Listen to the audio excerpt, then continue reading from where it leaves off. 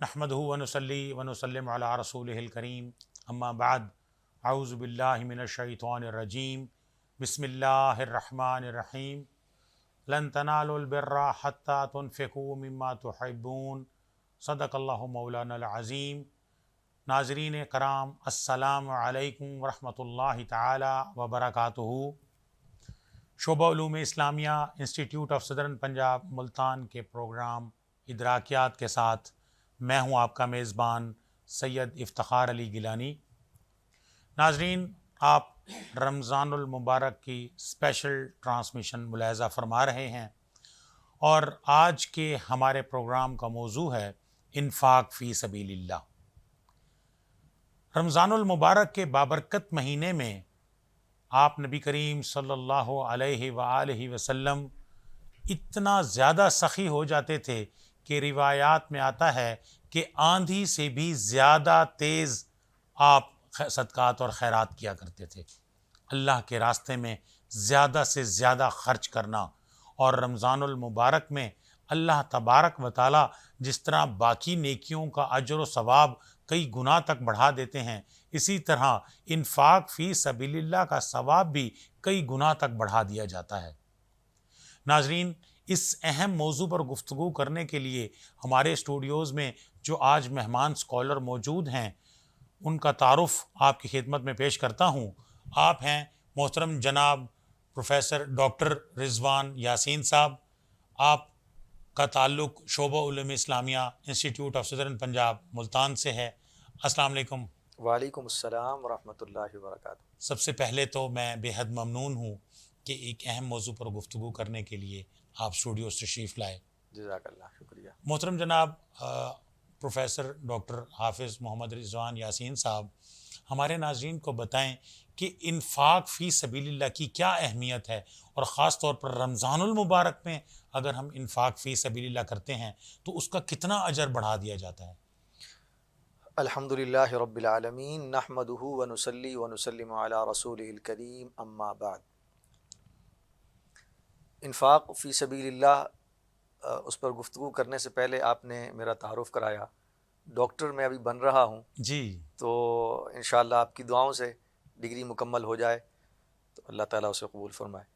इन्फ़ाक़ फ़ी सबीलिल्लाह ये ऐसा मौजू है, आप कुरान मजीद स्टार्ट करते हैं सूरह बक़रा से।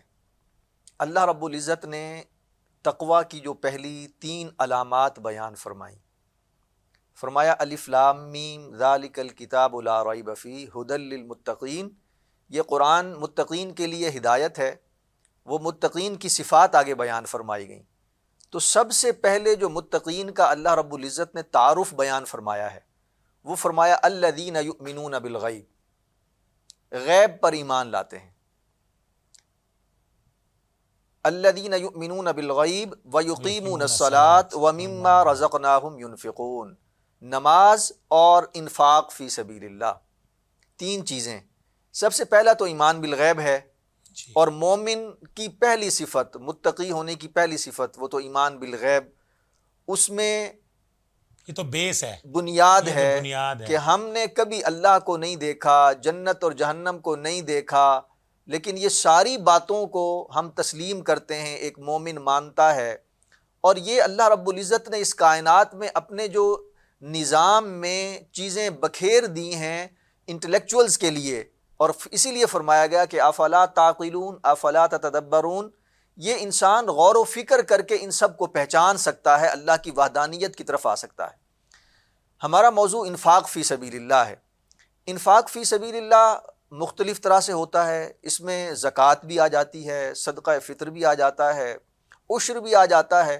हमारा क्योंकि जो टाइम है वो 10-1 मिनट का होता है, तो हम सब पे तो सैर हासिल गुफ्तगू नहीं कर सकते।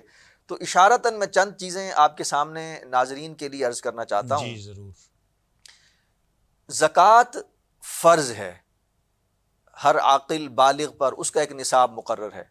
सदक़ा उस पर 1 साल का गुज़रना भी शर्त है, लेकिन सदक़ा फ़ितर उस पर साल गुज़रना शर्त नहीं है, वो छोटे बच्चे पर भी है, उसके वालिदैन उसको अदा करेंगे। सदक़ा फ़ितर पे अलग से प्रोग्राम भी मेरे ख़्याल में टेलीकास्ट हो जाएगा। और इसी तरह उश्र में भी جو عشر کے ذریعے صدقہ نکالا جاتا ہے، آپ زمینوں پر صدقہ دیتے ہیں، اس کے بھی احکام ہیں، لیکن آج جو ہم ڈسکس کرنا چاہتے ہیں وہ عمومی طور پر انفاق فی سبیل اللہ۔ آپ علیہ الصلوۃ والسلام فرماتے ہیں سخی اللہ کے قریب ہے، سبحان اللہ۔ اور بخل سے آپ نے منع فرمایا۔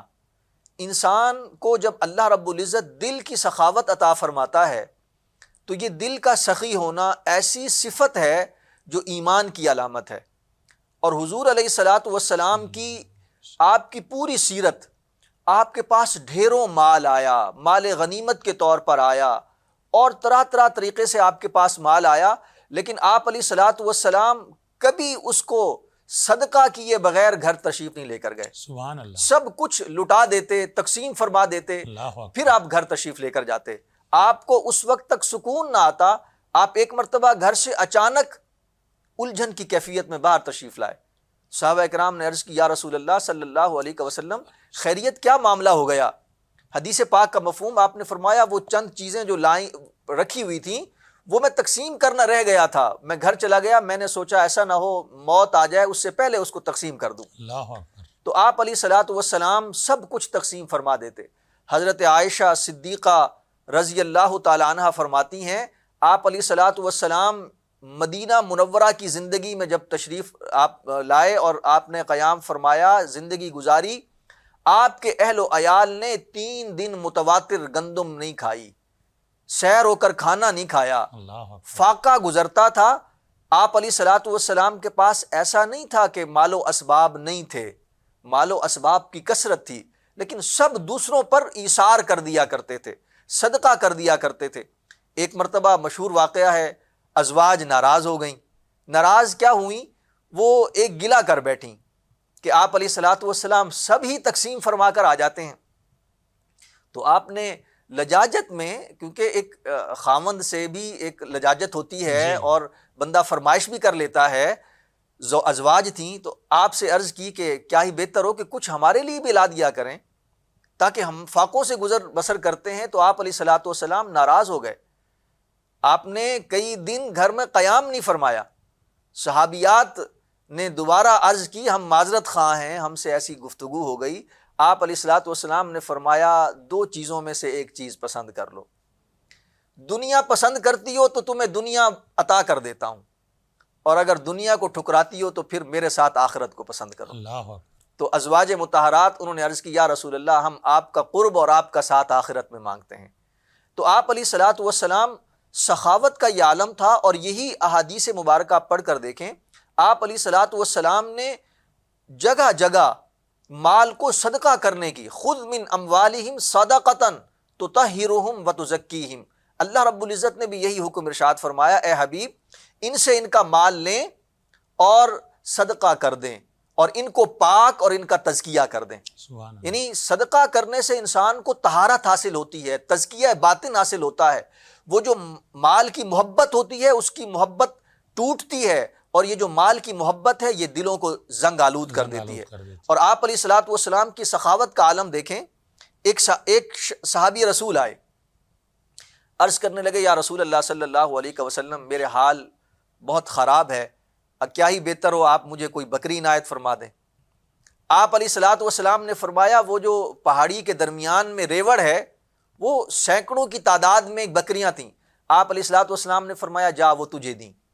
وہ صحابی رسول عرض کرنے لگے یا رسول اللہ صلی اللہ علیہ وسلم کیا آپ بھی مذاق کرتے ہوتے ہیں؟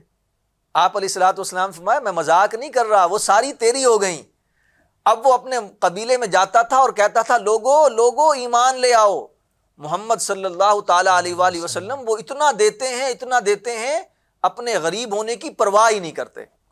آپ علیہ الصلوۃ والسلام نے اس طرح صدقہ کیا، خیرات کی، اور مسلمانوں کو یہی درس دیا۔ اور یہ رمضان کا مہینہ ہے جہاں پر ہم دیکھیں اپنے کھانے کو کم کر دیتے ہیں، ہم اپنی چیزوں کو بہت کم کر دیتے ہیں، اور اس میں احساس یہ پیدا ہوتا ہے ہماری بھوک سے، جیسے ہم بھوکے ہیں ہمیں ضرورت ہے تو اسی طرح کوئی اور بھی بھوکا ہوگا، ہمیں اس کی بھوک کا بھی احساس کرنا چاہیے۔ اور مسلمان تو احساسات کا نام ہے، ایمان جو ہے وہ احساسات کا نام ہے۔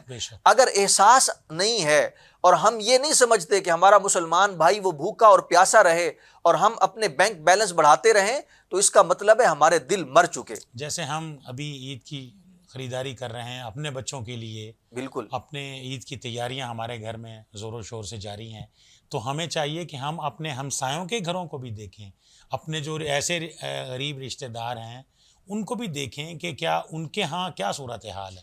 سر یہی تو اصل ایمان کی جو اصل ہے وہ یہی ہے. ایمان اگر آپ صرف نماز پڑھتے رہیں, روزہ رکھتے رہیں, زکوٰۃ دیتے رہیں, حج کرتے رہیں اور دوسرے کے خیال نہ رکھیں وہ بھوکا ہے, پیاسا ہے, اس کو کپڑے نہیں ہیں, تو اس کا مطلب ہے وہ آپ کی وہ عبادات بھی قبول نہیں کی جائیں گی. آپ تو یعنی دوسرے مسلمان کا احساس نہیں کر رہے. یہ احساس ایمان کی وہ علامت ہے, اور اللہ رب العزت نے قرآن مجید فرقان حمید میں اسی لیے سب سے پہلی علامات کے طور پر انفاق فی سبیل اللہ کو بیان فرمایا کہ تم یہ جو مال ہم نے دیا ہے ایسا نہ سمجھو تم نے کمایا ہے, تمہارے جیسے قابل تو اور بہت سے ہیں, بالکل یہ ہماری عطا ہے, جس کو چاہتے ہیں عطا کرتے ہیں. سبحان اللہ. اور یہ بھی آزمائش ہوتی ہے, کسی کو اللہ رب العزت دے کر آزماتا ہے, کسی سے لے کر آزماتا ہے, اور یہ آزمائش ہوتی ہے. اور اللہ رب العزت نے امراء کے مالوں میں غرباء کا حصہ رکھا ہے, اور اس چیز کو سمجھنے کی ضرورت ہے. امیر یہ سمجھے یہ تو میرا مال ہے, یہ کون ہوتا ہے مجھ سے سوال کرنے والا, ایسا نہیں ہے. اسلام نے اس کی تعلیم نہیں دی.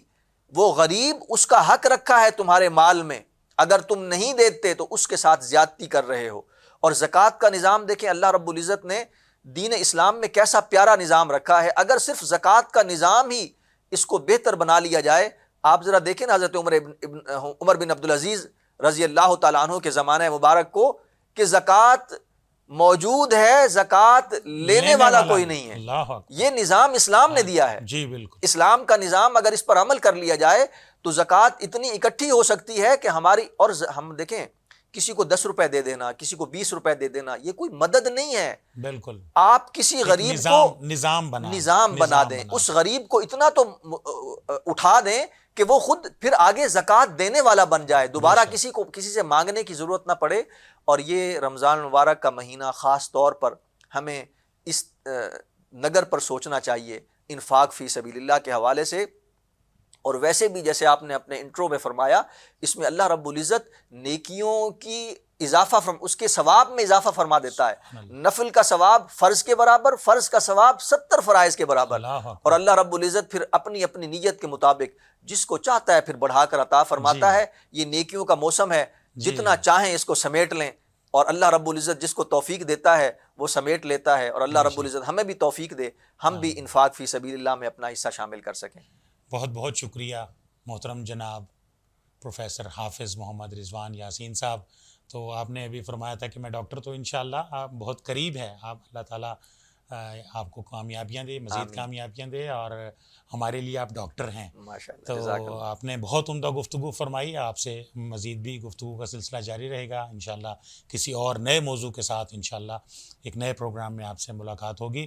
آپ کی تشریف آوری کا بہت بہت شکریہ. جزاک اللہ. ناظرین کرام, پروگرام آپ نے ملاحظہ فرمایا انفاق فی سبیل اللہ آج کا ہمارا موضوع تھا, اور شعبہ علوم اسلامیہ institute of southern Punjab Multan کے لیکچرر محترم جناب پروفیسر حافظ محمد رضوان یاسین صاحب نے موضوع کا حق ادا کیا, اور اس کے مختلف پہلوؤں پر آپ نے بہت عمدہ اور مفصل گفتگو فرمائی. ضرورت اس امر کی ہے کہ ہم بھی رمضان المبارک کے بابرکت مہینے میں یا غیر رمضان میں بھی ہم زیادہ سے زیادہ اللہ کے راستے میں خرچ کریں. ہم جتنا اللہ کے راستے میں خرچ کریں گے, ہم تو ظاہر ہے ہم نے مر جانا ہے, اس دنیا سے چلے جانا ہے. جب ہم وہاں جائیں گے اور آخرت میں وہ ہماری سیونگز ہوں گی, ہمارا وہاں پر بینک بیلنس وہاں پر موجود ہوگا, تو جو ہم اس دنیا میں دے کے جائیں گے تو وہ ہاتھ کا دیا کام آئے گا. اور اللہ تبارک و تعالی ہمارے جتنے بھی گناہ ہیں وہ معاف فرمائیں, ہماری نیکیوں میں اور مزید اضافے ہوں. اللہ تبارک و تعالی سے ڈھیروں دعائیں ہیں کہ اللہ تبارک و تعالی ہمیں زیادہ سے زیادہ اعمال صالح, زیادہ سے زیادہ انفاق فی سبیل اللہ کرنے کی توفیق عطا فرمائیں. وآخر دعوانا ان الحمد للہ رب العالمین.